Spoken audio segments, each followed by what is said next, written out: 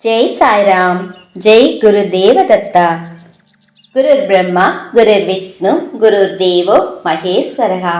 குரு சாட்சாத் பரபிரம்மா தஸ்மை ஸ்ரீ குருவே நமஹா. ஸ்ரீராம விஜயம் பாகம் 45. மகிகாவதி சென்றடைந்ததும் மாருதி தன்னை மிகவும் சிறிய அளவில் குறுக்கிக் கொண்டு அசுரர்களின் குல தேவதை ஆலயத்தை சென்றடைந்தான்.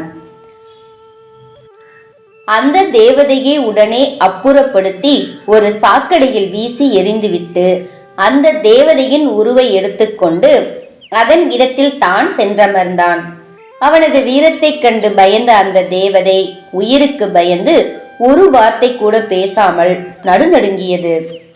அசுரர்கள் அங்கே வந்து வழக்கம் போல புழுங்கலரிசி சாதம், பால், தயிர், வெண்ணெய் என பலவற்றையும் கொண்டு வந்து படைக்க அவற்றையெல்லாம் மாருதி வயிறு புடைக்க தின்று முடித்தான். அசுரர்களை பார்த்து, நீங்கள் கொண்டு வந்த படைகளால் நான் மிகவும் திருப்தியுற்றேன். எனக்கு காலை உணவாக ராம லக்ஷ்மணர் என்னும் இருவரை கொண்டு வந்திருப்பதாக அறிந்து மிகவும் மகிழ்ச்சியாய் இருக்கிறேன். காலம் தாழ்த்தாது அவர்கள் இருவரையும் இங்கே கொண்டு வந்து என் முன்னே படையுங்கள். ஆலயத்தின் கதவுகளை தாளிட்டு சென்று விடுங்கள். ஏனெனில் அவ்விருவரையும் நான் அழிக்கும் போது என்னுடைய மகிமையை உங்களால் காண இயலாது. ஆலய சுவற்றில் ஒரு துவாரம் ஏற்படுத்தி அவர்களை உள்ளே தள்ளிவிடுங்கள். நான் அவர்களை நன்றாக ருசித்து உண்டு விடுகிறேன். அவர்களை உடனே உயிரோடு இங்கு கொண்டு வாருங்கள் என ஆணையிட்டான். அகிராவணனும் மகிராவணனும் அசுரர்கள் கொண்டு வந்த அந்த செய்தியை கேட்டதும் ராம லக்ஷ்மணர்களை மயக்கத்திலிருந்து எழுப்பி கோவில் வாசலுக்கு கொண்டு வந்தனர். தேவதை ஆணையிட்டபடியே ஒரு துவாரம் ஏற்படுத்தி அவ்விருவரையும் உள்ளே தள்ளினர். தனது வாயை கோரமாக திறந்து, நான் மிகவும் பசியுடன் இருக்கிறேன். இந்த கணமே உங்களை தின்னப் போகிறேன்.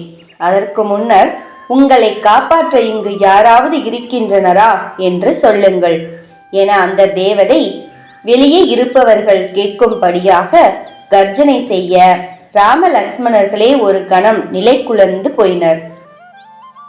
எனது அருமை மாருதி மட்டும் இங்கே இருந்தால் அவன் நிச்சயம் எங்களது உதவிக்கு வந்திருப்பான்.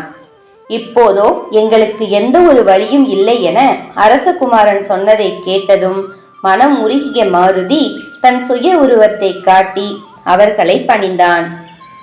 இப்போது என்னிடம் எந்த ஆயுதங்களும் இல்லையே, எப்படி நான் அந்த அசுரர்களை கொள்வது என ராமன் கேட்க, நீங்கள் கவலைப்பட வேண்டாம், இதோ ஒரு நொடியில் அவற்றை கொண்டு வந்து தருகிறேன் என மாருதி சொல்லிவிட்டு ஜுவேலாவுக்கு பறந்து சென்று ராம லக்ஷ்மணர்களின் வில் அம்புகளை கொண்டு வந்து அவர்கள் முன் சமர்ப்பித்தான்.